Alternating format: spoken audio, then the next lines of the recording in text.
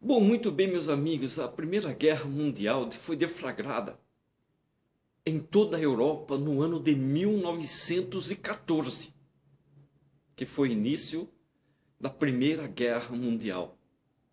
E como a igreja, os santos responderam a esse chamado em seus respectivos países.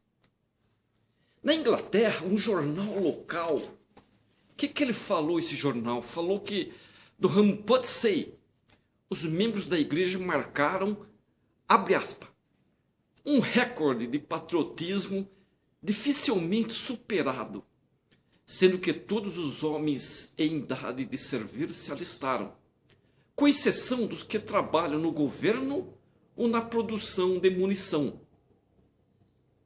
Diga-se o que for a respeito dos assim chamados, entre aspas, mormons, temos que admitir que certamente são muito patrióticos em Pudsey. Também na Alemanha, os santos dos últimos dias lutaram por sua terra natal. Cerca de 75 desses soldados perderam a vida durante o conflito da Primeira Guerra Mundial. Os Estados Unidos não entraram oficialmente na guerra até 3 anos mais tarde. Só entraram na guerra 3 anos mais tarde. Woodrow Wilson, que era o presidente dos Estados Unidos, declarou que aquela era uma guerra com o objetivo do quê? De preservar a democracia, a liberdade e a paz. Como isso estava de acordo com os sentimentos expressados pela igreja, os membros não se viram em conflito religioso por aceitarem prontamente ao chamado às armas. Não. Como Utah ainda era o local em que vivia a maioria dos santos dos últimos dias, a resposta desses cidadãos ilustrava a atitude dos santos em relação à guerra. Um total de 24.382 homens alistaram-se, excedendo em muito a cota do Estado. A Cruz Vermelha solicitou um auxílio de $350 mil ao estado de Utah. Foi solicitado pela Cruz Vermelha. E recebeu quanto? 520 mil. Ela solicitou um auxílio de 350 mil e recebeu 520 mil de auxílio.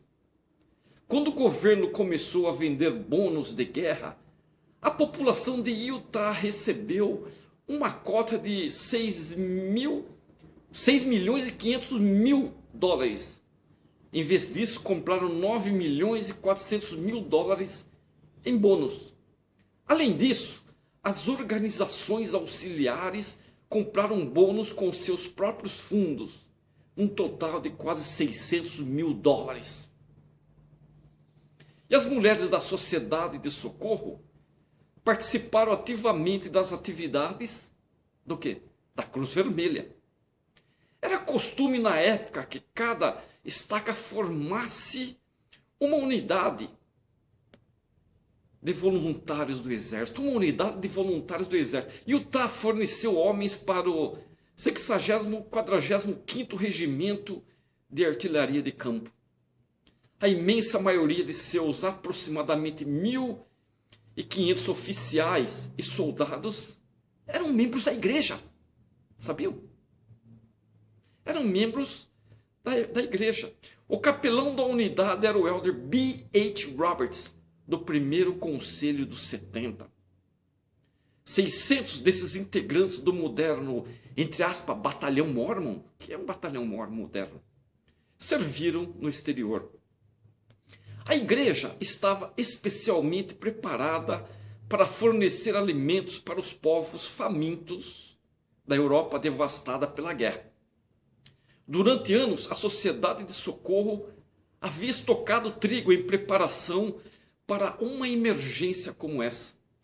Elas venderam mais de 200 mil medidas para o governo dos Estados Unidos e colocaram os lucros em um fundo especial do trigo para futuros projetos de caridade. A imediata resposta da igreja e de seus membros às emergências de guerra evidenciaram a lealdade e o patriotismo dos santos. A imprensa americana elogiou essas ações. Sabiam que a imprensa americana elogiou essas ações, diminuindo qualquer impressão negativa que restasse das cruzadas anti-mormons promovidas pelas revistas em anos anteriores. A Conferência Geral de abril estava em sessão quando os Estados Unidos entraram oficialmente na guerra. Em 1917 que eles entraram. A atitude da igreja em relação à guerra foi bem expressa pelo presidente Joseph F. Smith em seu discurso inicial. O profeta lembrou aos santos de que mesmo diante do conflito, o espírito do evangelho deve ser mantido. Declarou que mesmo em guerra, as pessoas devem manter, abre aspas, o espírito humanitário de amor e pacificação, fecha aspas. Instruiu os futuros soldados a lembrarem-se de que eram ministros da vida e não da morte. E aonde quer que forem, devem seguir o espírito de defender a liberdade da humanidade e não com o propósito de destruir o inimigo.